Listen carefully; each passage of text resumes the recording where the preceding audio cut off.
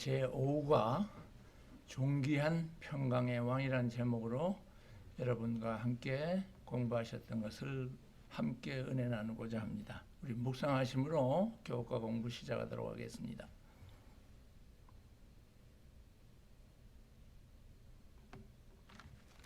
감사합니다. 자, 제5과 존귀한 평강의 왕.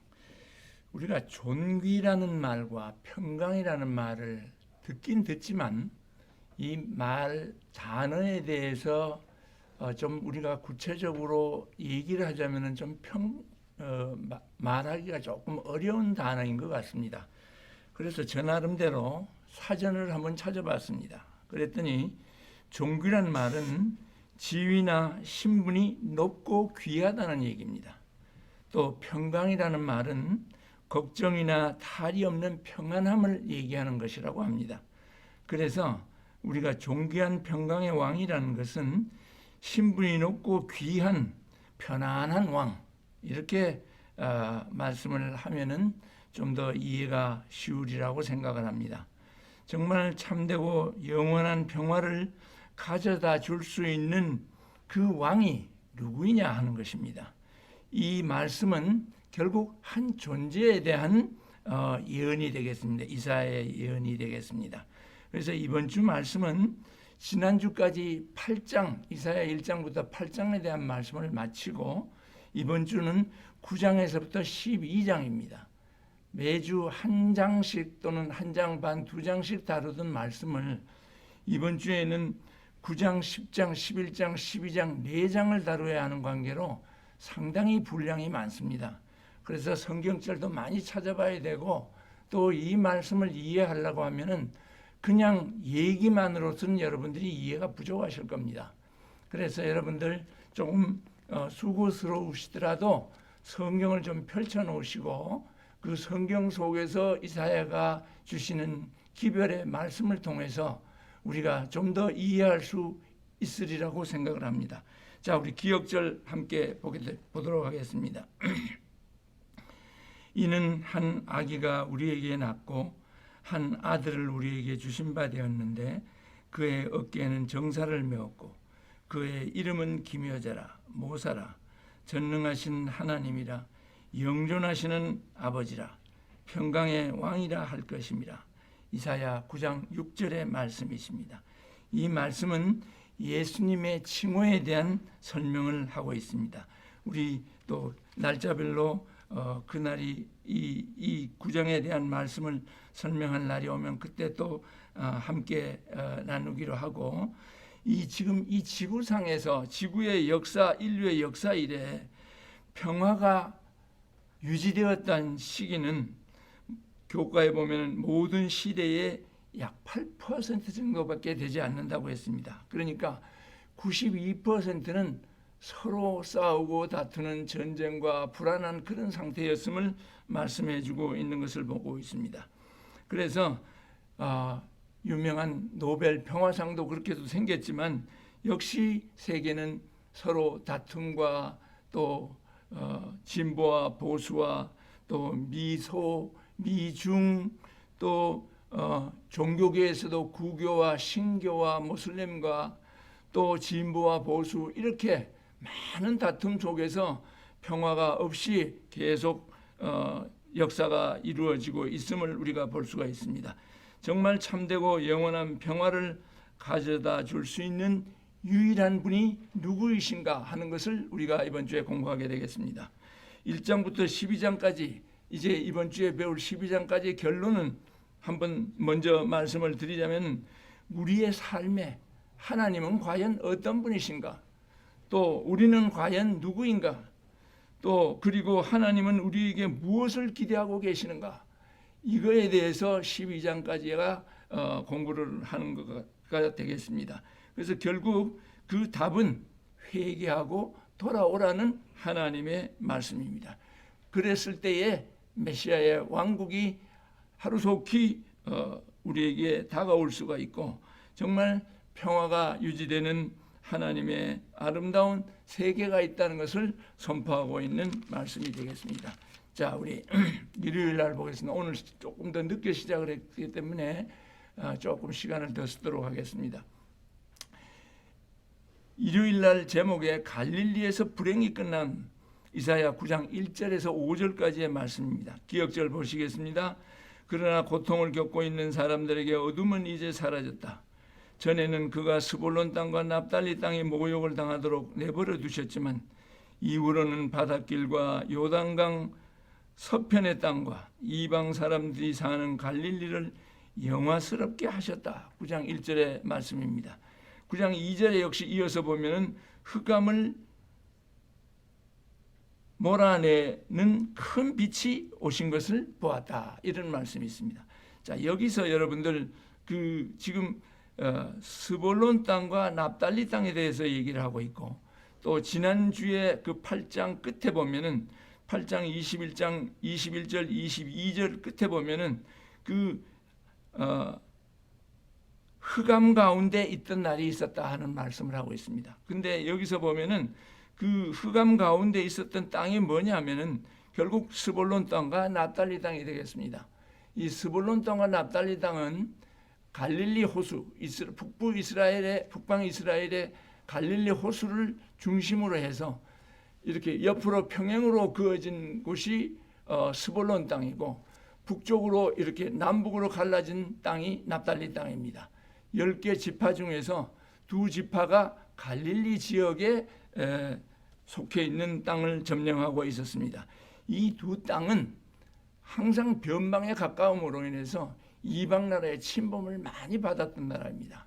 그래서 아수르에게 침범을 받아서 이 땅이 아수르의 도로 영입이 되는 관계로 많은 이방 민족들이 와서 삶으로 인해서 이 땅은 그 옛날에는 유대 민족이 살았던 2지파의 땅이었었지만 그 이후로 혼혈족들이 침투해 가지고 또 이방 민족들이 그 땅에 자기들화하기 위해서 혼혈족이 많이 사는 관계로 실제 그 오리지널 유대 민족은 아주 소수에 불과했다고 합니다.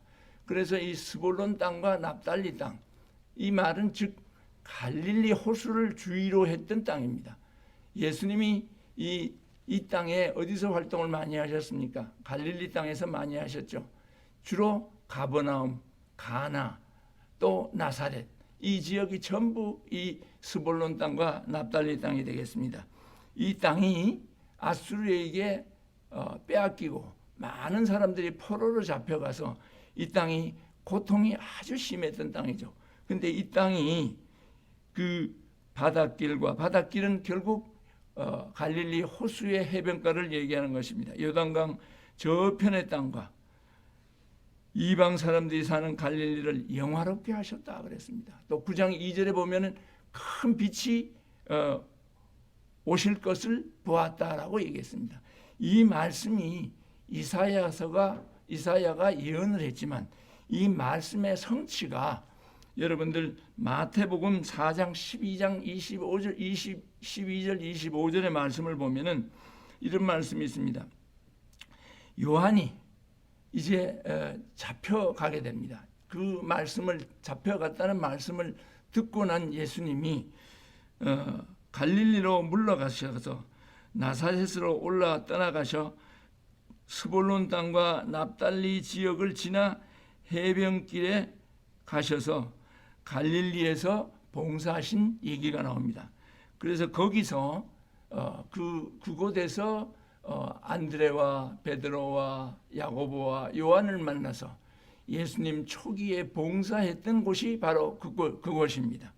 그래서 그곳이 외세의 침범으로 인해서 암흑으로 짓밟혔던 땅이 예수님으로 인해서 큰 빛으로 다시 변화되는 그런 영화로운 땅이 되었다는 것을 설명하고 있음을 우리가 볼 수가 있습니다.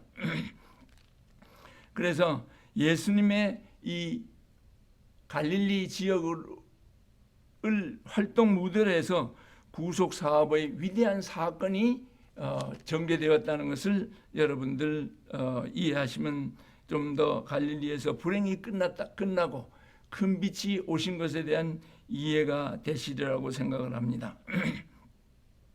그래서 이사야 결국은 이 말씀은 무엇이냐면은 회개하고 천국이 가까웠다. 돌아오라. 요한이 부르짖었던 그 말씀에 예수님도 동등하게 말씀을 하시면서 그 갈릴리 지역에서 가르치고 병자를 고치고 귀신 들린 자를 고치시며 이곳에서 예수님이 태어나시고 또 제가 조금 전에 말씀드렸다시피 갈릴리 호수 제일 북방에 있는 게 가버나움으로 예수님이 활동을 많이 하셨던 곳입니다. 여러분들도 그 가나의 포도에 대해서도 여러분들 성경책에서 많이 들으셨으리라고 생각을 합니다. 또 그 밑에 보면 나사렛이 있죠. 나사렛은 아주 그 나쁜 사람들이 많이 살던 곳이죠. 그곳에서 예수님이 태어나신 곳입니다. 이런 지역이 결국 그 갈릴리에서 불행이 끝나고 예수님으로 인해서 큰 빛이 이루어졌다는 이사야의 예언을 볼 수가 있습니다. 자, 우리 월요일 날 가보시도록 하죠. 자, 여기는 9장 6절에서 7절까지 말씀인데 그 암흑 속에서 제가 조금 전에 말씀드렸다시피 큰 빛이 오셨다고 했습니다. 그래서 여기에 이는 이제 그 말씀이 이어지게 되겠습니다. 이는 한 아기가 우리에게서 낳고 한 아들을 우리에게 주신 바 되었는데 그의 어깨는 정사를 메었고 그의 이름은 기묘자라 모사라 전능하신 하나님이라 영존하신 아버지라 평강의 왕이라 할 것입니다. 여기서 지금 설명은 온 우주의 경배와 찬양을 받기에 부족함이 없고 합당한 자라는 것을 설명을 하고 있습니다. 여기서 예수님의 칭호에 대한 얘기인데 기묘자, 모사, 전능하신 하나님, 영존하시는 아버지, 평강의 왕, 예수님의 한 아기로 오실 그분에 대해서 그분이 곧 예수님이시죠. 그분에 대해서 칭호를 이렇게 붙이고 있음을 볼 수가 있습니다. 하나님이 보내신 그 분의 신분을 계시하고 있는 것을 여러분들이 볼 수가 있습니다. 그 이사야서에도 이름의 계시에 대해서 3번이나 얘기하는 것을 우리가 볼 수가 있습니다. 임마누엘이라는 말씀도 여러분들이 기억을 하실 거고 또 이사야의 둘째 아들 마할살렐 하스바스도 아마 여러분들이 오기 전에 아들이 태어나기 전에 이름까지 지어주셔서 그렇게 예언을 하신 것을 볼 수가 있습니다. 세 번째 또 여기서 출생하는 한 아기의 칭호를 말씀하시면서 이 아기가 예수님이라는 것을 700년 전에 700년 후에 오실 예수님에 대한 얘기를 하고 있는 것을 우리가 볼 수가 있습니다. 또한 목자들에게도 그 예수님이 태어나시기 전에 다윗 동네에서 구유에 놓여 있는 한 아기가 태어나실 것이라는 것을 예언으로 또 얘기하고 있는 것을 우리가 볼 수가 있습니다. 자, 시간이 없는 관계상 더 긴 얘기는 못하고 화요일로 넘어가겠습니다. 진노의 막대기. 여러분, 진노의 막대기는 이사야 9장 8절에서 10장 34절까지의 말씀입니다. 가장 긴 얘기입니다. 이 말씀은 정말 이 진노의 막대기, 북방 이스라엘과 유다와 아수르의 죄에 대한 얘기입니다. 이 세 나라가 예수님을 하나님을 믿는 나라였었지만 아시리아는 아니지만 두 나라가 하나님을 믿는 나라였었지만 그 민족들이 하나님을 믿지 않고 돌아서서 교만하고 또 완악한 마음을 가지고 있었던 것에 대한 하나님의 질책을 얘기하고 있는 말씀이 되겠습니다. 그래서 이들의 죄악은 결국 뭡니까? 한마디로 얘기하면 교만이죠. 완악한 그들의 마음이 하나님을 무시하는 마음이 그들이 결국 또 지도자들이 백성들이 잘못 인도한 그 결과로 인해서 나라가 점점 쇠약해지고 또 아수르의 침범을 당하게 되는 그런 상태에서 하나님의 진노의 막대기를 얘기하고 있는 것을 우리가 볼 수가 있습니다. 여러분들 이 지금 9장과 10장에 보면은 북방 이스라엘이 왜 진노의 막대기를 받았는가, 또 그들의 죄가 무엇인가, 그 말씀은 9장 8절에서부터 21절까지에 보면은 그 말씀이 계속 이스라엘에 왜 이런 진노의 막대기를 받았는가를 볼 수가 있습니다. 이사야는 계속 얘기를 하지만 그들의 변명은 벽돌로 무너뜨리면은 사람이 만든 다듬은 돌로 막을 것이고, 또 뽕나무가 잘려지면은 백향나무로 대신해서 세우겠다. 이런 정도로 자기들을 합리화하면서 죄를 계속 짓고 있음을 볼 수가 있습니다. 그들이 또 양쪽으로 동쪽과 서쪽에서 아람과 블레셋의 침공을 받았던 그런 일도 있었고, 또 여호와를 찾지 않았던 9장 13절의 말씀, 침공을 받았던 12절의 말씀, 또 지파끼리 서로 다투고 있습니다. 에브라임과 므낫세파가 아주 친했던 파인데 그들이 서로 다투고 서로 다투면서 정말 돌아올 수 없는 그런 지경에까지 이르는 그런 상태를 보고 있을 수가 있습니다. 또 유다의 죄는 10장 1절에서 4절까지에 보면은 정말 약한 자를 더웁지 않고 그 약한 자를 약탈하는 장면과 또 심판이 정당하지 못한 이유와 과와 과부들의 그 핍박하는 그런 모습들을 통해서 약탈하고 약자를 핍박하는 또 불법 심판을 하는 그런 모습을 통해서 하나님이 그냥 두실 수 없다는 것을 아시고 진노의 막대기를 드시는 것을 볼 수가 있습니다. 그래서 그 일을 통해서 아수르를 하나님이 부르시고 그곳에서 아수르로 인해서 북방 이스라엘과 유다에게 심판을 하시는데, 아수르가 힘이 없어 이 나라를 한 번에 정복을 못했겠습니까? 힘이 없어서 정복 못한 것이 아니라 하나님이 단번에 아수르를 통해서 북방 이스라엘과 유다를 멸망시킬 수 있었으나 그들이 돌아오기를 기다리시면서 서서히 그들에게 진노의 막대기를 드셨음을 우리가 볼 수가 있습니다. 또한 아수르의 죄에 대한 심판도 얘기가 뒤에서 10장 5절부터 계속 나오는데, 그 진노의 막대기를 드시는 이유가 정말 이 이방신을 섬기는 이 민족에 대해서 또 심한 그런 그 참혹한 광경들을 보시고 정말 하나님이 그냥 들 수가 없었던 것입니다. 그래서 그 결과로 아수르가 파괴하여 멸절하리라, 하나님이 그렇게 은혜의 손으로 부르시는 광경을 볼 수가 있습니다. 근데 그 지금 이 10장에 보면은 하나님의 손을 펴시다는 말씀이 계속 나오고 있습니다.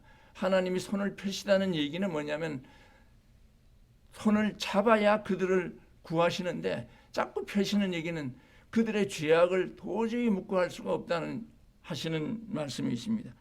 그래서 하나님은 이 아수르에 대한 심판을 결국은 하나님이 하시게 되는 이야기를 보고 있습니다. 그 상황 속에서 하나님이 이새의 줄기에서 한 싹이 남을 보여주십니다. 자, 수요일로 말씀을 보겠습니다. 뿌리와 한 가지, 11장에 대한 말씀이 되겠습니다. 이새의 줄기에서 한 싹이 나며 그 뿌리에서 한 가지가 나서 결실할 것이요. 이새의 아들이 결국, 이새가 누굽니까? 이새는 목동의 집안입니다. 그 목동의 집안이라는 것은 가난한 집안이라는 것을 얘기하는 것입니다. 그래서 이 이새의 줄기에서 한 싹이 났다는 것은 아주 가난한 뿌리에서 한 싹이 났다는 얘기입니다. 그 한 가지가 결실할 것이요. 그 한 가지가 났는데 이 이새의 줄기에서 다윗왕이 나게 되죠. 이 다윗왕이 자기가 이제 그 자리가 완전히 굳혀지자, 또 세력이 많이 확보되고 또 권세가 크게 되자 그가 타락을 하게 됨으로 인해서 그의 권세가 좀 약해지게 될 때에, 그때에 이 한 가지가 나실 것을 결실하는 결과를 우리에게 말씀해 주고 있는 것을 볼 수가 있습니다. 이사야 11장 10절에도 보면은 예수님은 다윗의 자손이며 이새의 혈통인 것을 우리에게 얘기하고 있는 것을 볼 수가 있습니다. 또한 계시록 22장 16절에 시간이 있으면 여러분들 좀 찾아보시기 바랍니다. 제가 지금 말씀드리는 이 말씀이 그대로 이 성경에 다 기록되어서 있는 이사야의 예언의 결과를 알려주고 있는 것을 볼 수가 있습니다.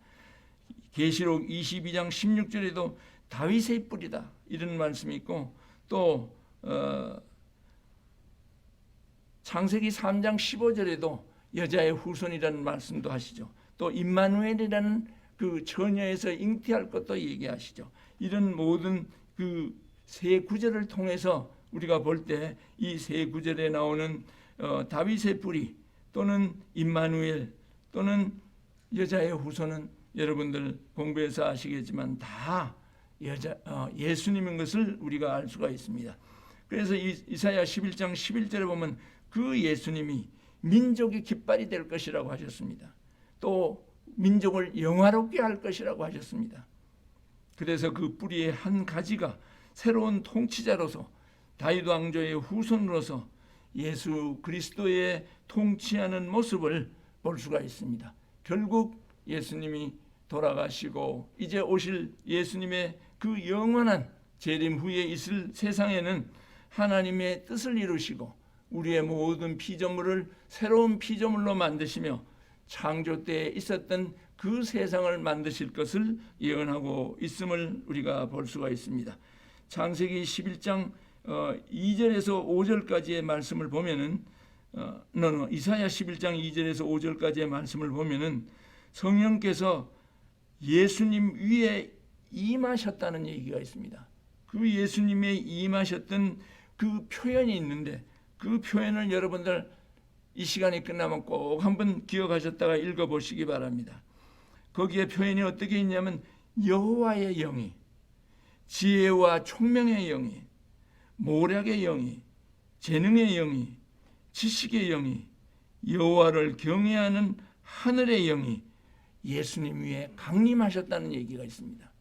그 강림하심으로 인해서 예수님의 통치하고 예수님의 품성과 예수님이 봉사하시는 모든 일에 그 성령 하나님의 영이 임함으로 인해서 그가 사역을 할 수 있음을 볼 수가 있습니다. 창조 때부터 성령으로 잉태하시고 또 십자가에 돌아가시고 부활까지 하시며 또 재림까지 함께 하시는 것이 성령의 영이 그에게 임했으므로 그 일이 이루어지는 것을 우리가 말씀을 통해서 볼 수가 있습니다. 시간 관계상 더 얘기를 할 수가 없을 것 같고 목요일 날 말씀으로 가겠습니다.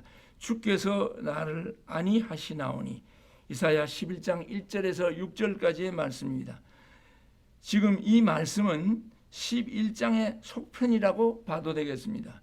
이 말씀은 하나님의 자비와 위로로 회복되는 그 남은 자의 입에서 나오는 감사와 하나님에 대한 감사와 찬양의 노래입니다. 지금 여기서 보면은 하나님은 나의 구원이시라, 또 주 여호와는 나의 힘이시며 나의 노래시며 나의 구원이심이라, 이 말씀이 있습니다. 이 말씀은 유대인들이 안식일이 끝나고 새로운 한 주일을 맞이할 때 그 저녁에 유대인들이 부르는 찬송이라고 합니다.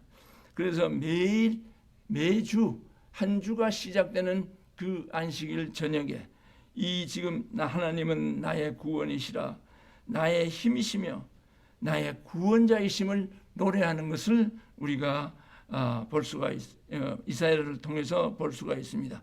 그래서 이 말씀은 결국 구원자가 예수님이시다. 또 구원을 베푸시는 분 예수님이 구원 자체이시다는 것을 우리에게 설명을 해주고 있는 것을 볼 수가 있습니다. 그 외에도 예수님에 대한 요한복음 1장 14절, 고린도후서 5장 21절, 에베소서 2장 14절, 그 외에 이사야서에도 평강의 왕, 만민의 왕, 또 이새의 뿌리에서 한 싹이 났다는 그런 말씀들을 우리가 많이 볼 수가 있습니다. 그래서 이번 주에 결론을 말씀을 드리면 평강의 왕, 생명과 구원 되시는 예수님에 대한 우리가 얘기를 살펴보았습니다. 이 이사야의 이름의 뜻이 뭡니까? 하나님은 구원이시다는 말씀이시죠. 또 예수님의 뜻이 뭡니까? 예수님도 역시 마찬가지 뜻을 가지고 계십니다. 이름의 뜻이.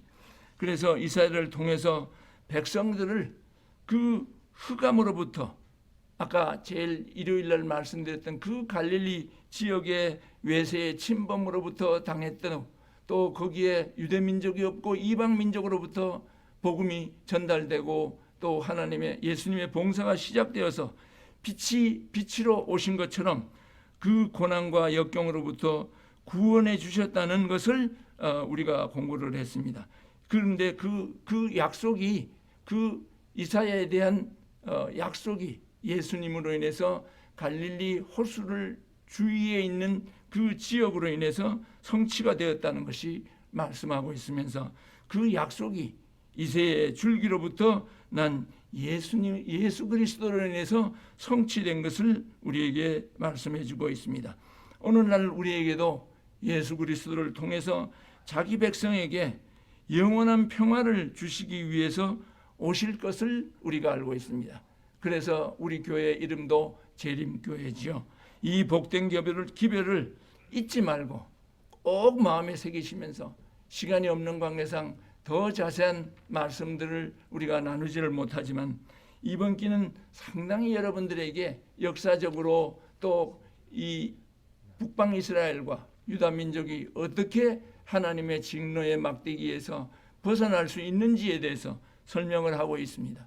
그 말씀은 꼭 북방 이스라엘 유다 민족의 한 얘기가 아니라 우리에게도 적용됨을 여러분들이 기억하시고 꼭 그 말씀을 다시 한번 보시면서 이 복된 기별을 잊지 말고 전하면서 기도하며 재림을 준비하는 우리 되기를 바라면서 말씀을 줄이도록 하겠습니다.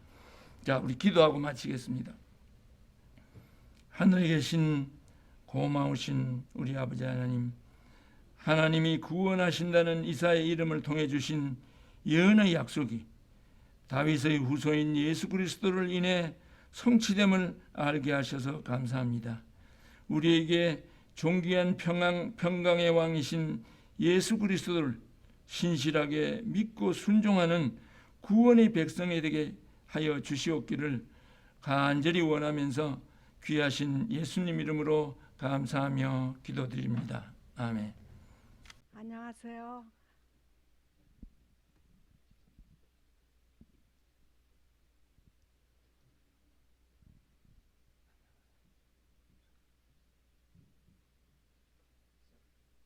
안녕하세요. 이 찬송은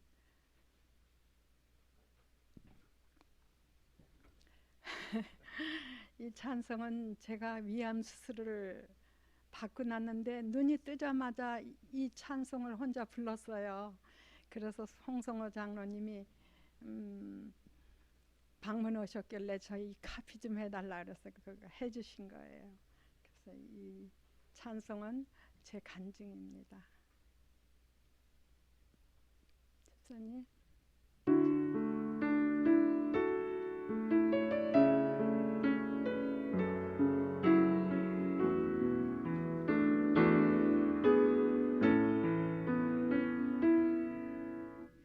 나의 힘이 되신 여호와여, 내가 주님을 사랑합니다. 주는 나의 반석이시며 나의 요새시라.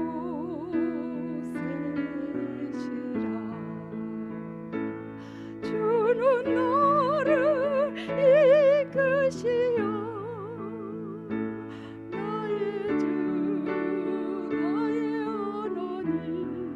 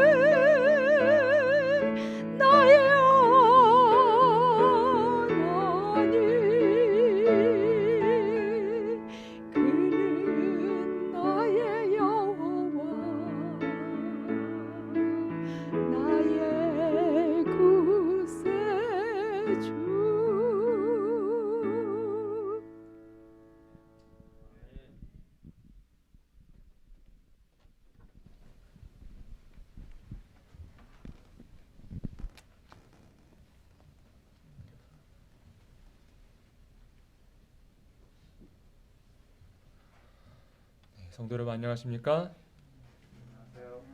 행복한 안식일입니다. 이 함께 맞이한 거룩한 안식일, 하나님께서 허락해 주신 안식일의 참된 쉼과 평안이 우리 모든 성도님들께 함께 가득하게 부어지게 되길 간절히 소망합니다. 또한 예배 시작에 앞서서 이렇게 정말 온 마음을 다하여 특창을 해주신 안정달 집사님께 다시 한번 감사의 말씀을 드립니다. 오늘은 기회의 사람이라는 주제를 통하여서 함께 말씀을 나누어 보고자 합니다. 하나님의 말씀 느헤미야 1장 8절로 9절에 있는 말씀 함께 보도록 하겠습니다. 느헤미야 1장 8절로 9절에 있는 말씀입니다. 옛적에 주께서 주의 종 모세에게 명하여 가라사대 만일 너희가 범죄하면 내가 너희를 열국 중에 흩을 것이요 만일 내게로 돌아와서 내 계명을 지켜 행하면 너희 쫓긴 자가 하늘 끝에 있을지라도 내가 거기서부터 모아 내 이름을 두려고 택한 곳에 돌아오게 하리라 하신 말씀을 이제 청컨대 기억하옵소서. 아멘. 누구든지 좋은 기회가 없었던 것은 아니다. 다만 그것을 적시에 포착할 수 없었을 뿐이다 라는 말이 있습니다. 미국의 한 산업 자본가로 알려진 앤드류 카네기의 말이라고 합니다. 이 말이 무슨 의미입니까? 모든 사람에게 좋은 기회가 주어지지만 그 기회를 잡을 수 있는 사람들은 내게 그 기회가 주어졌다는 것을 알아서 눈치채는 사람들, 이 기회가 왔을 때 그 기회를 잡을 수 있는 준비가 되어 있는 사람들 뿐이라는 것입니다. 제가 초등학교 때 일이었습니다. 그때 당시 학교에서 이제 학예 발표회를 앞두고 있었습니다. 당시 저희 반은 흥부와 놀부 연극을 하기로 했었습니다. 아마 처음으로 이 연극에서 역할을 배정받는 그런 날이었던 것으로 기억을 합니다. 저희 어머니께서 말씀해 주시길 그날 제가 굉장히 신난 표정으로 이제 학교에서 돌아와서 이렇게 말을 했다고 합니다. 엄마, 나 학교에서 연극하는데 흥부와 놀부 한대. 나도 거기서 연극할 거야. 그래서 이 말을 듣자마자 어머니께서 이제 궁금하셨을 거잖아요. 그래서 제게 이렇게 물어보셨습니다. 그럼 우리 아들은 무슨 역할 해? 무슨 역할 맡아서 해? 물어보셨더니 뭔가 잔뜩 들떠있는 제 모습을 보시면서 뭔가 큰 역할을 맡았나 싶으실지도 모르겠습니다. 이제 그런 어머니께 전 이렇게 대답했습니다. 엄마, 나는 나무야. 흥부와 놀부 연극의 나무 역할이었습니다. 여기까지만 들어도 대충 어떤 역할이었는지 상상이 가시죠? 이제 정말 대사 한마디 없었습니다. 그저 제 1막 첫 번째 부분에서 무대 뒤쪽에 나무 옷을 입고 가만히 서 있다가 이 흥부가 울면서 무대 밖으로 뛰쳐나가면 그때 잠시 움직여서 그 흥부와 부딪히는 역할이 전부였습니다. 정말 잠깐 나왔다가 사라질 법한 그런 역할이지만 그런 역할이라도 맡은 제가 좀 자랑스러우셨는지 아니면 제가 맡은 역할로 인해 혹 제가 실망할까 걱정하셔서였는지 어머니께서 저에게 이렇게 말씀해 주셨던 기억이 납니다. 정길아, 그 나무 역할이 제일 중요한 거야. 너가 있어야 이야기가 진행이 되고 재미있어지는 거거든. 그 말씀 때문이었을까 이 연극 연습을 하면서도 참 재미있게 했던 것 같습니다. 그런데 며칠 후 다시 신나서 집에 뛰어 들어온 제가 어머니께 또 이렇게 말했답니다. 엄마, 나 연극에서 역할이 바뀌었어. 그래? 그럼 우리 아들은 무슨 역할이야? 그러자 이렇게 대답했습니다. 나 이제는 지나가는 행인 1이야. 자고로 나무란 좀 크고 좀 듬직해 보여야 하지 않겠습니까? 하지만 당시 저는 반에서 키도 제일 작고 왜소한 체격이었기 때문에 이 나무 역할을 하기엔 잘 어울리지 않았던 것입니다. 그래서 조금은 더 움직임이 생기고 기억해야 할 동선들도 생겼지만 보다 더 큰 비중이 있는 역할은 그렇게 큰 비중이 있는 역할은 아니었지만 이제 선생님께서 이렇게 또 이 역할을 맡으라고 맡겨주셨습니다. 그러자 어머니께서는 또 이렇게 말씀해 주셨습니다. 아이고 우리 아들 더 중요한 역할을 맡게 됐네. 이 역할이 꼭 있어야지 너의 이 배경 무대가 꽉 차는 거야 라고 이제 말씀해 주셨습니다. 혹시 파워포인트 글씨 포인트를 좀 줄여주시면 감사하겠습니다. 너무 커가지고 조금 더 줄여주시면 감사하겠습니다. 한 번만 더요. 네, 됐습니다. 감사합니다. 네. 네, 감사합니다. 또 며칠이 지나서 이제는 발표회가 얼마 남지 않은 그런 시기였습니다. 그런데 또 제가 들어와서 이렇게 얘기를 했다고 합니다. 엄마, 나 또 연극에서 역할이 바뀌었어. 그래? 이번엔 또 무슨 역할이야?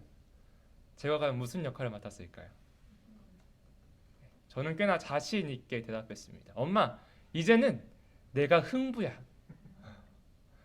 이 지나가는 행인 1에서 하루아침에 이 연극의 주역인 흥부가 되어버린 것입니다. 사건의 개요는 이러했습니다. 이제 얼마 남지 않은 발표회 시간이었습니다.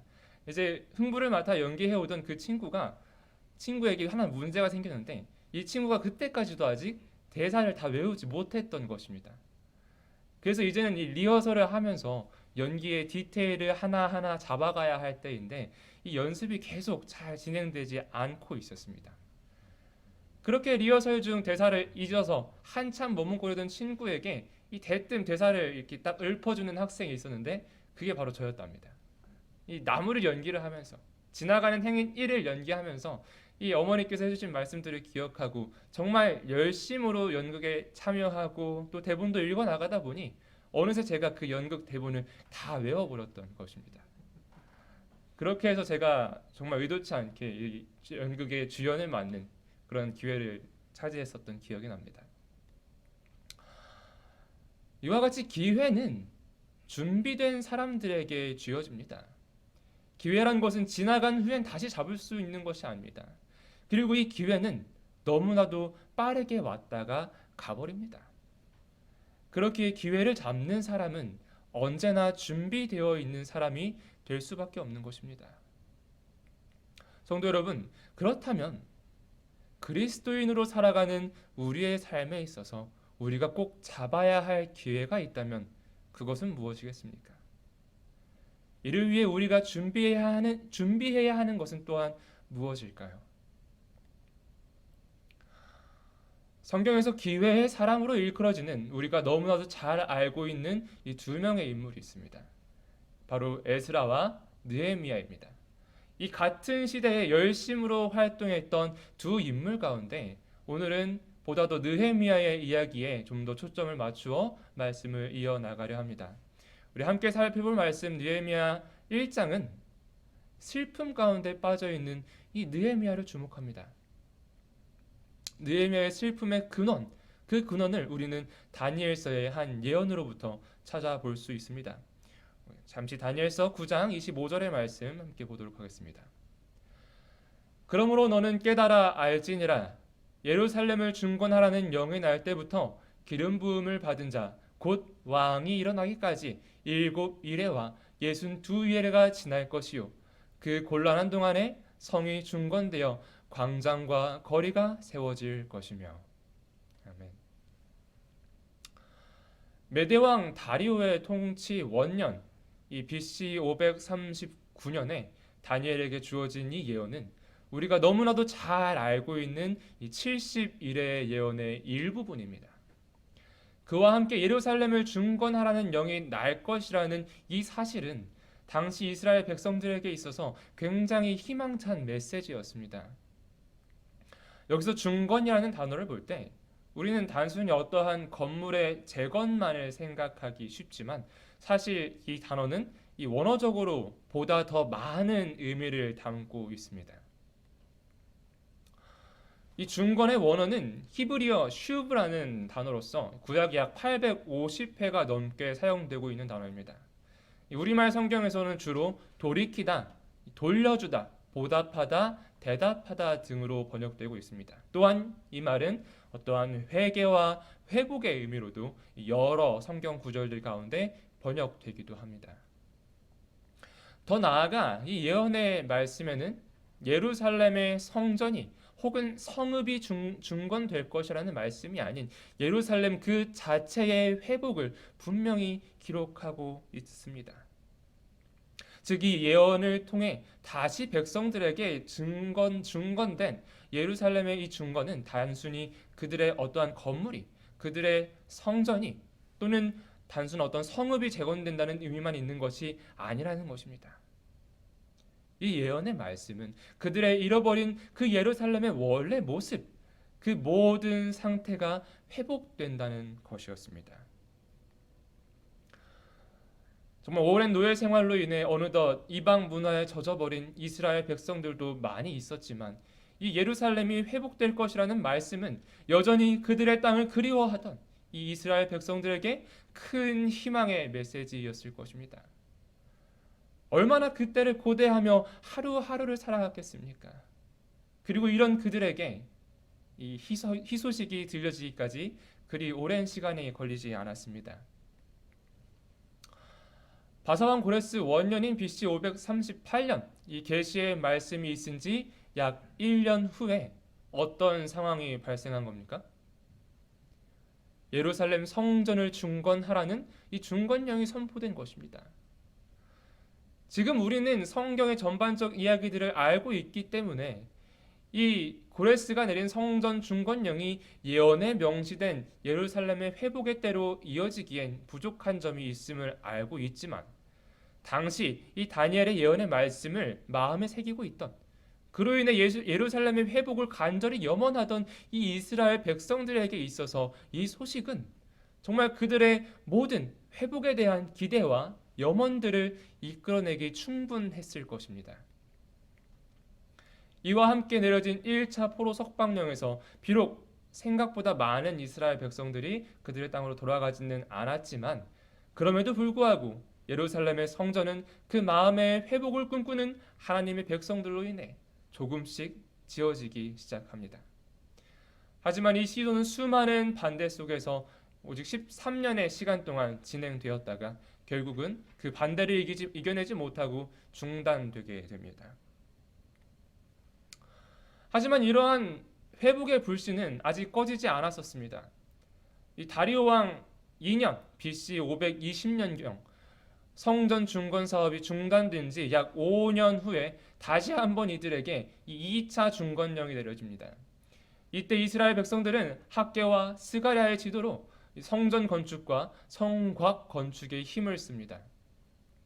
이 다리오 왕의 조서는 앞서 고레스 왕의 조서와 의미상 같은 것으로 여전히 예루살렘의 성전 재건 계획만 포함되어 있기에 여전히 예루살렘 회복의 모든 조건들을 채울 수는 없지만 여하튼 이 예루살렘에 중단되었던 성전 재건 사업은 이 당시 경비까지 제공을 받아가면서 빠르게 진행이 되었고 마침내 BC 515년 3월 12일에 이 모든 작업을 마치고 4월 21일에 성전 봉헌식을 하기에 이릅니다. 비록 과거 솔로몬 성전의 모습과 현재 지어진 그 성전의 모습을 비교하며 한탄해하는 이스라엘 백성들의 부족한 모습들도 보여지지만 여전히 이 성전을 중심으로 생활하던 그들에게 이 성전 재건의 의미는 굉장히 크게 와닿지 않았겠습니까? 어쩌면 이 사건을 계기로 그들의 예루살렘의 완전한 회복이 점차 빠르게 이루어질 것이라는 그러한 기대를 그들 마음에 품었을 것입니다. 하지만 현실은 그렇지 않았습니다. 여전히 그들의 성곽과 성읍을 보수하는 일은 지체만 되었고 그 백성 스스로의 자치권 또한 여전히 회복되지 못하고 있었습니다. 그리고 이러한 회복의 지연은 꽤나 오랜 시간 지속됩니다. 약 58년이란 꽤나 긴 시간이 흘러서 비로소 다시 한번 이스라엘 백성들에게 이 예루살렘을 중건하라는 3차령이 아닥사스다 왕 7년 BC 437년에 선포됩니다. 정말 오랜 시간 멈춰버린 회복의 약속에 목말라 있었던 하나님의 백성들에게 이 아닥사스다 왕의 조서는 다시 희망을 불러일으키기에 충분했을 것입니다. 그 이유가 무엇입니까? 이번에는 단순히 성전 건축만 포함된 것이 아니었습니다. 그들의 성읍의 재건, 그리고 이 모든 것을 이방 사람들의 통제가 아닌 에스라를 통한 그들 스스로 이루어 나갈 수 있는 그 자치권마저 회복되는, 정말 예루살렘의 온전한 회복을 이룰 수 있는 모든 조건을 갖춘 조서가 그들에게 내려졌기 때문입니다. 예언의 말씀을 통하여 이 희망의 싹을 틔웠던 예루살렘의 회복, 정말 한 세대를 아우르는 약 100년의 기간에 걸쳐 계속 미루어졌던 그 땅의 회복의 때가 이제 정말 가까이 다가온 것입니다. 하나님의 백성으로 살아가고 있는 이스라엘 백성들에게 있어서 이 얼마나 오랜 시간 기다려온 순간이겠습니까? 이제는 정말로 희망찬 순간들이 이 백성들 앞에 펼쳐져야 하지 않겠습니까? 예루살렘의 온전한 회복의 발걸음을 기록하며 이 기쁨과 감사가 넘쳐야 할 것 같은 그 시간들 가운데 드디어 오늘 함께 본 느헤미야의 모습이 등장하는 것입니다. 예루살렘 회복의 완전한 조건이 갖추어졌습니다. 지어진 성전과 보수해 나갈 성곽과 성읍들, 그리고 그 모든 과정들을 스스로 진행할 수 있는 자치권까지도 이미 그들에게 주어져 있었습니다. 그럼에도 불구하고 본서는 슬픔에 잠겨있는 느헤미야를 온전히 보여줍니다. 성경은 그 원인을 이렇게 제시합니다. 느헤미야 1장 1절로 3절에 있는 말씀입니다. 하가랴의 아들 느헤미야의 말이라. 아닥사스다 왕 제20년 기슬루월에 내가 수산궁에 있더니 나의 한 형제 중 하나니가 두어 사람과 함께 유다에서 이를 얻기로 내가 그 사로잡힘을 면하고 남아있는 유다 사람과 예루살렘 형편을 물은즉 저희가 내게 이르되 사로잡힘을 면하고 남은 자가 그 도에서 큰 환난을 만나고 능욕을 받으며 예루살렘 성은 회파되고 성문들은 소화되었다 하는지라. 예루살렘의 회복의 약속이 주어진 지 13년이 지났습니다. 100년의 시간에 걸쳐 받아온 수많은 방해들과 수많은 지체와 그 기다림의 시간을 넘어서 드디어 이 아닥사스다 왕의 조세를 통하여서 허락된 회복의 약속이었습니다. 그 후로 13년이 지난 당시의 모습은 어떠합니까? 회복될 것이라 기대했던 예루살렘은 여전히 수많은 방해들로 고통받고 있었습니다. 예루살렘의 회복을 꿈꾸며 돌아간 유대 유랑자들은 고통과 비난의 대상이 되었으며 성전과 성읍의 일부가 재건되었으나 여전히 큰 방해들로 이 성전 봉사도 저지당하고 성벽은 아직도 대부분이 황폐되어서 이 끊임없이 주변의 적으로부터 경계를 풀 수 없는 그러한 위험한 삶의 환경에 처해 있는 현실이었습니다. 더 나아가 아직도 하나님의 말씀에 따라 예루살렘의 회복을 바라보며 나아가는 것이 아닌 여전히 이방 문화에 빠져서 이미 정착되어 있는 보다 더 편안한 환경에 젖어서 이 이방 땅에 머물러 있는 수많은 하나님의 백성들이 그곳 이 이방 땅에 남아 있었습니다. 하나님의 말씀에 따라 이 회복될 예루살렘의 모든 조건들이 갖추어진 시기, 어쩌면 모두가 함께 나아가 그 땅을 회복하는데 온 힘을 합쳐서 정말 전심전력으로 그런 모든 것을 다 해야 할 절호의 기회의 때에 여전히 흩어져 있는 이 이스라엘 백성들과 공격받는 하나님의 백성들을 바라보며 눈물을 흘리던 사람이 바로 느헤미야인 것입니다.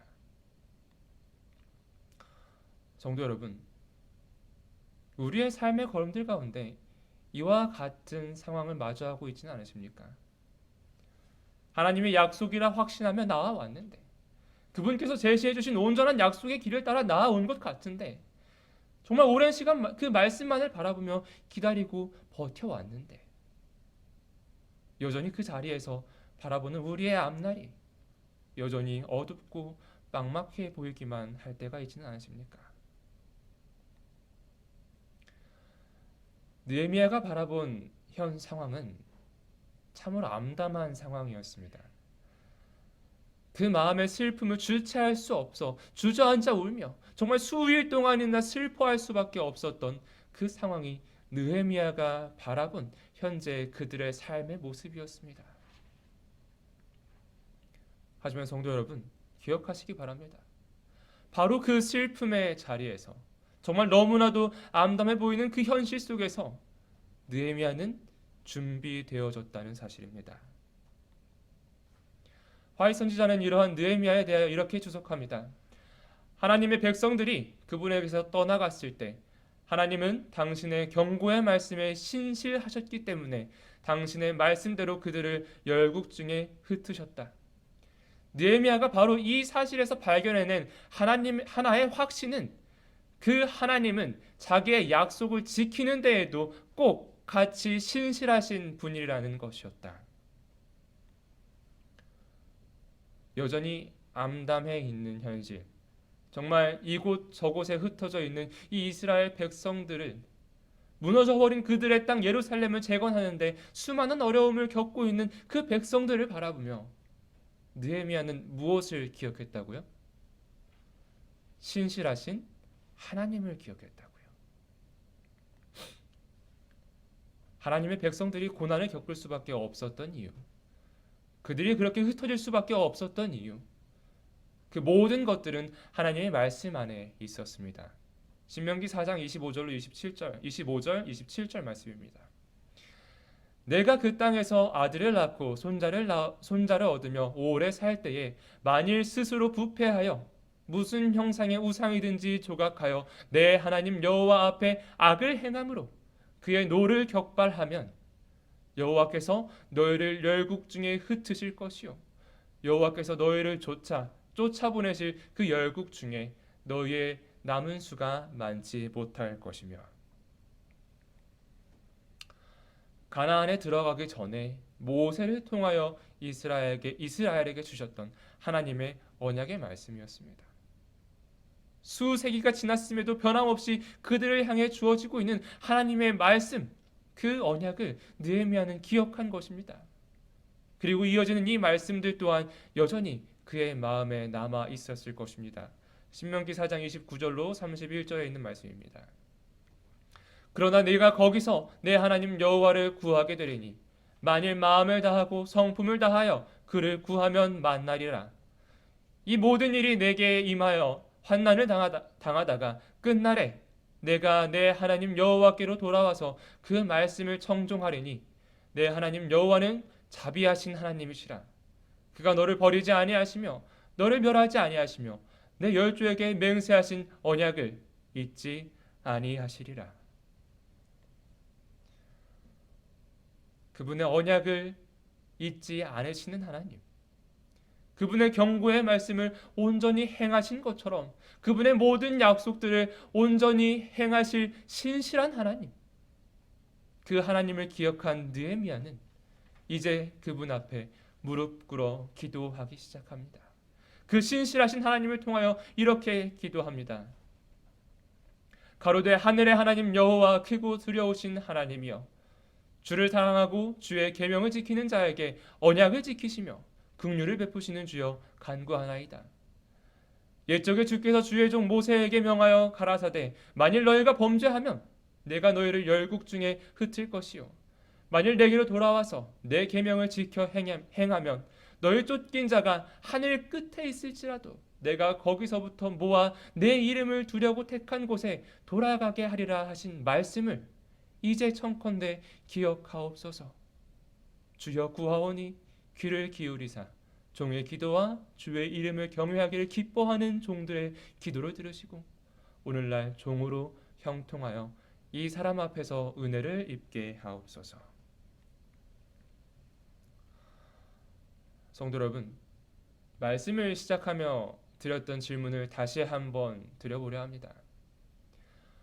그리스도인으로서 살아가는 우리의 삶 속에서 우리가 반드시 잡아야 하는 그러한 기회가 있다면 그것은 무엇입니까? 그 기회를 잡기 위해 우리가 준비해야 할 것은 무엇입니까? 우리가 잡아야 할 기회는 그 어떤 것도 아닌 하나님께서 우리에게 주시는 기회입니다. 그렇다면 하나님께서 주시는 기회는 도대체 무엇을 위한 기회입니까? 하나님께서 우리 모두에게 주시는 기회는 그분의 의를 위해 일어설 수 있는 기회입니다. 그분의 선하신 계획들을 위해 굳게 설 수 있는 기회를 우리에게 주신다는 것입니다. 그리고 우리가 이 기회를 반드시 붙잡을 수 있도록 준비해야 할 것은 그 신실하신 하나님을 기억하는 것. 그 신실하신 하나님 앞에 온전히 무릎 꿇고 그분의 선하신 모습을 통하여 간구하는 것입니다. 느헤미야는 어떠한 제사장이나 선지자로 구별된 사람이 아니었습니다. 그는 그저 히브리 유랑인 중 한 사람으로서 이 왕의 술 관원을 맡은 그런 한 사람이었습니다. 하지만 그 한 사람이 하나님의 말씀을 통하여 신실하신 하나님을 기억하게 되었을 때, 그분을 향한 확신을 갖게 되었을 때, 그는 하나님께서 주신 기회를 굳게 잡을 수 있도록 준비되어졌습니다. 그리고 마침내 그 준비된 마음으로 하늘의 하나님 앞에 무릎 꿇어 기도했을 때, 그는 성경의 기도의 사람, 기회의 사람으로 나타나지게 됩니다. 느헤미야의 기도의 모습을 화해 선지자는 이렇게 기록합니다. 선지자왕 629페이지에서 630페이지에 있는 말씀입니다. 느헤미야가 기도할 때에 그의 신앙과 용기는 강하게 되었다. 그는 당신의 언약을 성취시켜 주시기를 주께 간구하였다. 이제 그가 기도할 때에는 한 거룩한 목적이 그 마음 가운데 형성되었다. 성도 여러분, 이제는 우리가 이 하나님께서 허락하신 기회를 잡아야 하지 않겠습니까? 우리 앞의 현실이 여전히 암담하고 막막하다 할지라도 그곳에서 하나님의 의를 위해 굳게 일어서야 하지 않겠습니까? 정말 그분의 사역을 위해, 그분의 교회를 위해 담대하게 나아가야 하지 않겠습니까? 이를 위해 가장 먼저 하나님을 향한 우리 마음의 확신을 굳게 하시기 바랍니다. 그분의 변함없는 말씀과 그 모든 말씀을 우리의 삶에 온전히 이루실 신실하신 하나님을 기억하게 되길 간절히 바랍니다. 그 신실하신 하나님 앞에 무릎 꿇고 기도하심으로 우리 마음 가운데 주님을 위한 거룩한 목적을 굳게 세우시길 간절히 바랍니다. 그로 인하여 세상에 하나님의 의를 온전히 세울 수 있는 기도의 사람, 기회의 사람들이 여기에 함께 예배하고 계신 저와 우리 모든 성도님들이 되시기를 간절히 바라며 오늘 말씀을 드리도록 하겠습니다.